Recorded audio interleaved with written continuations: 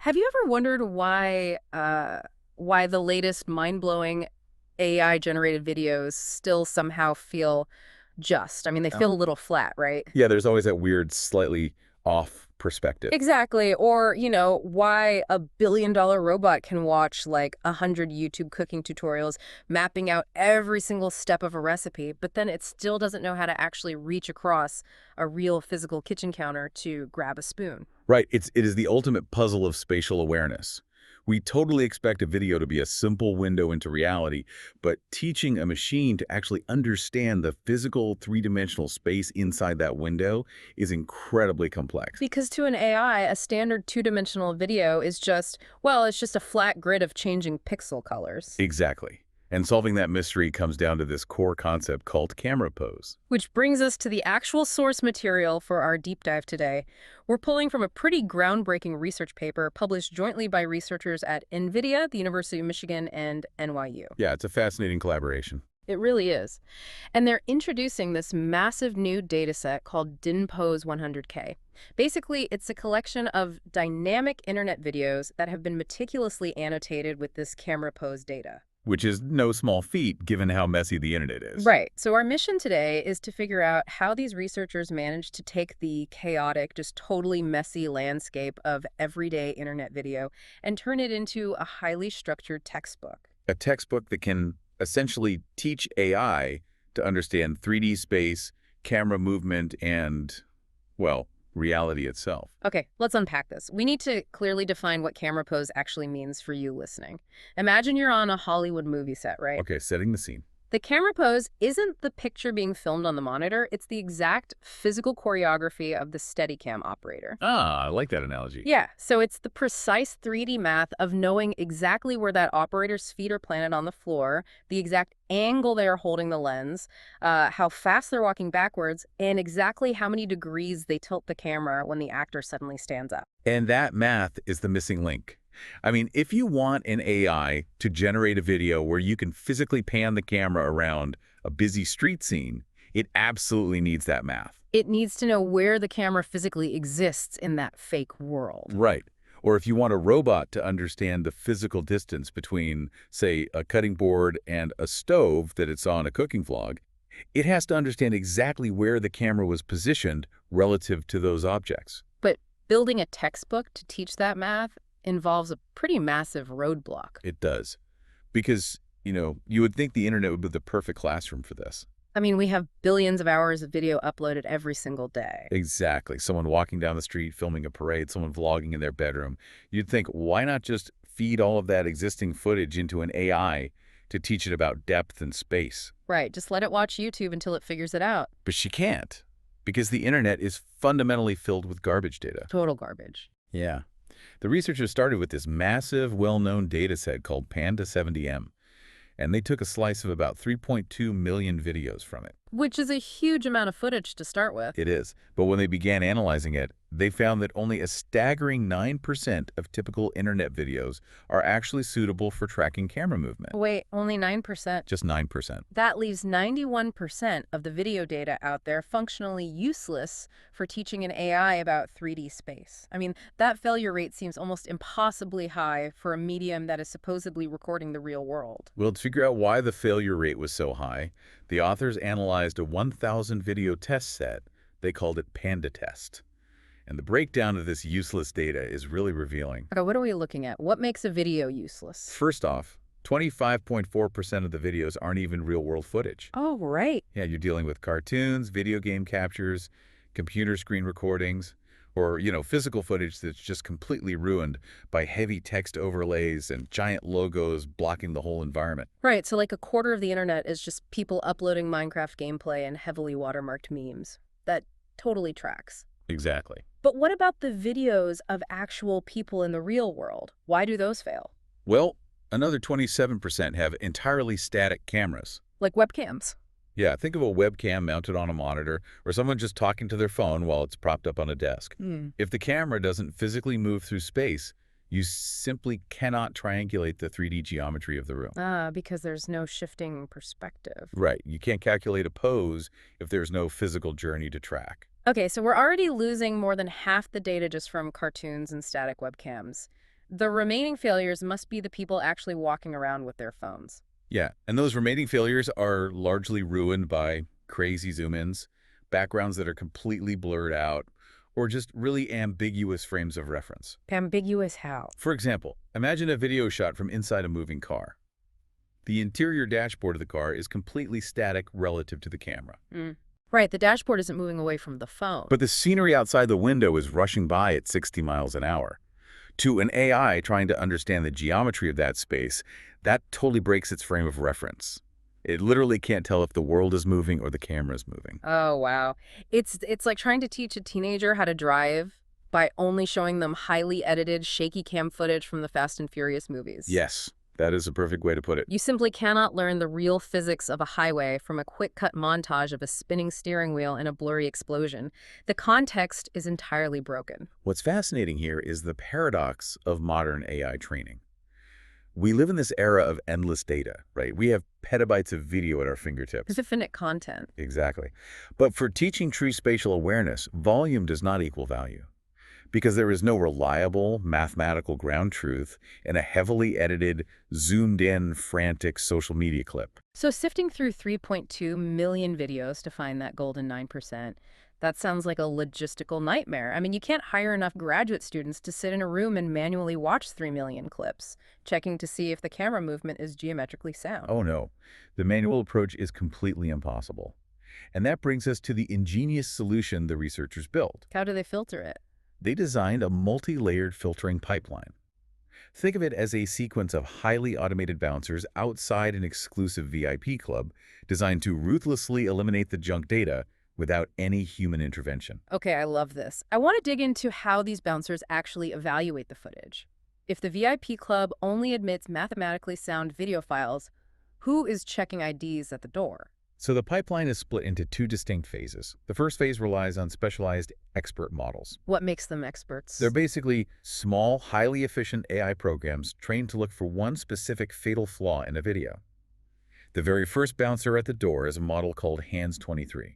Its sole job is to kick out the fakes. So the cartoons, the screen recordings, the static talking heads. Exactly. Okay, so once you get past the guy checking for fake IDs, who is next in the gauntlet? Next, you face Droid Caleb. This model's job is to detect severe lens distortion. Think of like a fisheye lens on an action camera. Oh, right, where everything looks bubbled out. Yeah. A fisheye lens bends straight lines into curves so it can capture a wider field of view. But if an AI thinks those curved lines are actually the true physical geometry of a room, its entire calculation of the 3D space will be completely warped. That makes total sense. You can't learn geometry from a funhouse mirror. Precisely. So Droid Caleb flags that distortion and kicks the video out. Good bouncer. Who's next? Then you have Wild Camera. This is the bouncer looking for unruly behavior, specifically wild zoom effects or focal lengths that are far too long. Wait, let me stop you there, because a long focal length just sounds like zooming in. Why does that ruin the AI's ability to understand the room? It has to do with depth of field. When you use a very long focal length to zoom in tightly on someone's face, the background behind them becomes completely blurry. Right, that cinematic portrait mode look. Yeah. And if the background is a blur, the AI has no sharp static anchor points like the corner of a bookshelf or the edge of a window to actually track how the camera is physically moving. It basically loses its map. No map, no geometry. They are kicked out of the club. You got it. And the final bouncer in this first phase filters by something called optical flow. Optical flow. Yeah, it's a way for a computer to measure how fast individual pixels are shifting across the screen from one frame to the exact next frame. Okay, so tracking the pixel speed. Right. If the optical flow is suddenly massive, it means there's a sharp edit or a really jarring shot change. The scene abruptly switched. And if it's too low? If the optical flow is virtually zero, the camera is completely static. So both of those scenarios get immediately rejected. All right, so these specialized bouncers process all 3.2 million videos, filtering out the funhouse mirrors, the blurry zooms, and the frantic edits. But you mentioned two phases. What happens to the surviving videos? The survivors are handed over to the generalist. Think of this as the VIP manager. For this, they actually use a vision language model, specifically GPT-4o Mini. Oh, bringing in the big guns. Yeah. They prompt this model with 8 very specific questions to catch the subtle nuances that the simpler bouncers missed. What kind of nuances? It looks for hidden watermarks that might confuse the tracking algorithms later, weird post-production color edits, or ambiguous reference frames. It even applies ethical filters, ensuring there are no children present in the final training dataset. Wait, if GPT-4o is so smart, why not just use that one AI to sort everything from the beginning? I mean, why build this whole complicated gauntlet of mini programs just to pass the leftovers to the big model? It comes down entirely to computational cost and time. Oh, processing power. Exactly. Running a massive, complex language model like GPT-4o on 3.2 million separate videos is incredibly expensive. The specialized models, the bouncers, they act as quick, computationally cheap filters. They can analyze frames at an absolute fraction of the cost. Ah, so you thin the herd first. Right. By the time the videos reach the expensive generalist model, the pile of data is small enough that running a deep, nuanced analysis is actually financially and temporally viable. Work smarter. Let the cheap software do the heavy lifting and save the expensive brain power for the edge cases. So through this massive filtering gauntlet, what kind of video actually survives? Like, what does the ideal geometrically sound internet video look like? The sweet spot they discovered is surprisingly narrow. The ideal video is between 4 and 10 seconds long. Wait, really? Barely longer than a classic Vine? Why such a tight window? If a video clip on the internet is much longer than 10 seconds, statistically, it almost always contains a scene change, a cut, or a transition, and that ruins the continuous mathematical path. And if it's shorter than 4 seconds? Then the camera simply hasn't moved enough physical distance to capture meaningful, trackable geometry. Okay, so after running 3.2 million videos through this gauntlet, they are left with exactly 100,131 pristine dynamic clips. This is the Dunpose 100K dataset. That's the one. But having clean video is only half the battle. Now they have to actually plot the camera's path through those environments. And these aren't empty white rooms. These are dynamic internet videos. Cars are driving down the street, people walking their dogs, trees are blowing in the wind.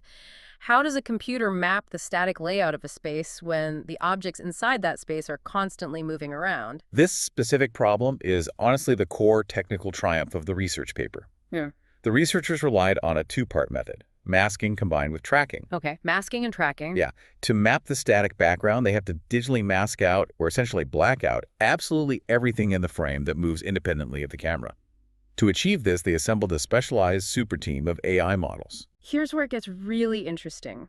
To me, this challenge is like trying to map the exact dimensions of a living room, but the room is filled from floor to ceiling with a swarm of angry bees. That is a terrifying living room. Right, but you have to somehow train your brain to completely ignore the chaotic movement of the bees and only look at the static wallpaper behind them. That analogy perfectly illustrates the failure of older technology, actually. Traditional 3D mapping software, like a famous one called CalMap, completely breaks down when it faces the angry bees. It gets distracted. Yeah. CalMap tries to map the geometry of the living room, but if a person walks across the frame, the software literally thinks the wall just moved.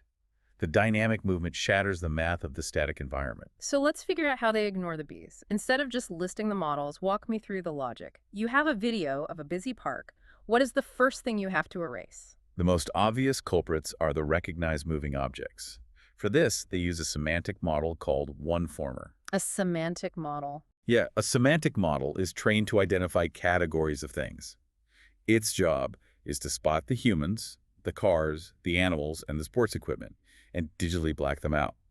If it is a known object that typically moves, it becomes a literal black void on the screen. Okay, that covers a person walking. But what if that person is carrying a surfboard or holding a cup of coffee? A coffee cup isn't inherently a moving object like a car. It's just a static object sitting in a moving hand. That nuance is exactly why the semantic model isn't enough on its own. So they bring back Hands 23. The bouncer from earlier. The very same. But this time they use it for interaction masking. Hands 23 is specifically trained to find objects that humans are touching or holding. It finds the silverware, the surfboard, or that coffee cup, and blacks those out as well. Because the moment you pick up a static object, its geometry is tied to you, not the room. Okay, so we've erased the people, the dogs, and the coffee cups. But what if the camera is pointing at a river or a forest on a windy day? The water is moving, the leaves are rustling. The semantic model might just see nature, and no one is holding the tree. How does the AI know the background itself is shifting? This requires a totally different approach. Motion masking. They use a model called RF. RF. Okay. And This model doesn't care about what an object is. It doesn't know if it's looking at a tree or a river. It only cares about that optical flow mechanism we discussed earlier. Ah, the pixel shifting. Right. It looks at how the pixels are shifting. If a cluster of pixels like rustling leaves is moving in a direction that contradicts the general panning motion of the camera, the AI assumes it is dynamic, independent movement. It blacks those pixels out too. Wow, but that sounds incredibly tedious to calculate for every single individual frame of a 10-second video. It would be, which is why they don't do it blindly frame by frame. They pass all of these rough masks through a fourth layer, a propagation model called SAM2. What does SAM2 do? SAM2 looks at the blackout shapes in frame 1 and intelligently smooths those borders out as time moves forward, ensuring the masks perfectly hug the outlines of the moving objects across the entire video. So the swarm of angry bees has been completely erased. Every walking pedestrian, every swaying tree branch, every held coffee cup is now just a black void. Yep, just empty black space. So the only pixels left visible on the screen are the static background, the concrete sidewalk, the brick walls, the distant mountains. What happens to that remaining footage? Once the dynamic elements are isolated and hidden, they bring in a point tracking model called Bootstrap. This model lays a dense grid of virtual tracking dots over the remaining visible background. Like motion capture dots. Kind of, yeah. It then tracks exactly how those specific dots move from the first frame to the last. Oh. Because the AI knows with absolute certainty that those background dots are physically locked in place in the real world, any movement of the dots on the screen is actually just a reflection of the camera moving. Exactly. They take the movement data of those tracked points and feed it into a global bundle adjustment system called THEA SFM. Okay, global bundle adjustment is a very heavy piece of jargon. Break that down conceptually for us. Sure. Think of it as a massive web of continuous triangulation. If you know how 1,000 different points on a brick wall shift their position on a 2D screen over 10 seconds, you can use heavy trigonometry to reverse engineer exactly where the camera had to be in 3D space to capture that shifting perspective. That is brilliant. By hiding the dynamic chaos, they're able to calculate a pristine, incredibly accurate 3D map from a really messy internet clip. The logic is brilliantly elegant, but AI research has a habit of sounding flawless in a white paper and then totally falling apart in practice. In the chaotic physical world, how do the researchers actually prove that their trigonometry is correct? Verification is the most critical part of the paper. They graded their system's homework in two distinct ways, using synthetic data and using real data. Starting with synthetic data. Why test an AI meant for the real world inside a computer-generated simulation? Because a computer-generated simulation gives you an absolute, mathematically perfect answer key. They used a dataset called Lightspeed, which consists of highly photorealistic videos of remote control cars racing around detailed 3D environments. Oh, fun. It features complex lighting, reflections, and motion blur. But because it is entirely rendered by a computer, the researchers know the 100% true, exact GPS coordinates and gyroscopic tilt of the virtual camera for every single frame. Ah, so they can check the AI's predicted camera pose against the undeniable truth. How did it perform? The results were staggering. They compared their masking and tracking method against existing state-of-the-art 3D models like Particle SFM and DUST3R. The DIN pose method cut trajectory errors by 50% across the board, and in certain complex sequences, it reduced the error rate by up to 90%. Wow, that conclusively proves the math works when the environment is simulated. But the whole point of DINPose the 100K is mapping the messy, real internet. If no one was recording the precise spatial coordinates of a tourist filming a monument on their smartphone in 2014, well, there is no answer key. How do you actually grade the AI's math on a real internet video? So they returned to their Panda test set, relying on 90 highly complex, real-world internet videos. Since there was no underlying computer code to provide the true camera pose, they had to rely on human annotators. Manual tagging? Yeah. Humans were tasked with manually tagging 10,000 specific points across these videos. A human would find the exact corner of a wooden table in frame 1 and then try to click that exact same corner in a frame 2 seconds later. But humans are incredibly sloppy compared to machines. I mean, a human hand shakes, the mouse slips. If I try to click the exact corner of a table in a moving video, I might be off by 3 or 4 pixels. To an AI doing complex 3D trigonometry, a 4-pixel mistake could be the difference between a table and the wall behind it. Which is exactly why human clicks alone aren't enough. The researchers took those human annotations and ran them through AI refinement tools called Superpoint and Light Glue. What do those do? These tools analyze the surrounding pixels and snap the human sloppy click to the exact mathematical corner of the object in both frames. Okay, so even with perfectly snapped points, how do you use that to grade the camera pose? They grade it using a concept called reprojection error. Reprojection error. Think of it like reverse engineering a shadow. Let's say the AI analyzes the video and predicts that the camera moved exactly 2 feet to the left and tilted up by 10 degrees. Right. We can take that mathematical 3D path, look at the physical corner of the table in frame 1, and geometrically project exactly where that table corner should appear on the flat 2D screen in frame 50. Oh, I see. If the AI's predicted camera journey is perfectly accurate, the mathematical projection of that point should land dead center on top of the physical pixel that the human and the refinement tools annotated. Exactly. If the math dictates the table corner should be here, but the actual video shows the corner over there, you have an error. The physical distance on the screen between those two dots is the reprojection error. And how did Dimpos do on that test? When they ran this test, their method vastly outperformed older models.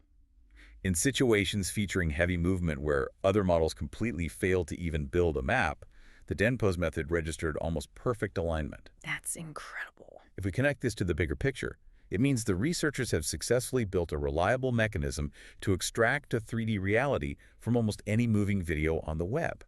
And because the system works so well, this massive new dataset of 100,000 annotated videos can now be used as foundational training material for completely different AI architectures. Wait, really? Yeah, they proved this by taking an older model, DUST3R, and fine-tuning it with the DINPOS dataset. Almost immediately, the older model's error rate plummeted well below what it could achieve using only synthetic data. So what does this all mean? Why does Dimpos 100K matter to you, the listener, right now, today? Because this massive dataset is essentially the refined rocket fuel for the next generation of spatial technology. We started by talking about AI video generators looking flat and dreamlike. Right, that weird AI look. With this spatial training data, future video generators won't just be hallucinating colors on a grid, they will be generating actual 3D space. It allows for director-level camera control. Instead of typing "create a video of a busy street," you could prompt an AI to dolly in at 3 miles per hour, tilt up 15 degrees, and pan left. It fundamentally understands the physics of the lens. And for the clumsy robots in the kitchen. It is the missing link for robotic imitation learning. A robot will finally be able to watch a shaky handheld YouTube tutorial of a human cooking a meal, perfectly isolate the static geometry of that specific kitchen, calculate the physical distance between the ingredients, and then physicalize that precise action in the real world. It bridges the massive gap between flat 2D video and 4D spatial reality. Which brings us back to that simple window we expect when we press record. The flat screen is finally becoming a real navigable world, and it leaves you with a wild final thought to ponder.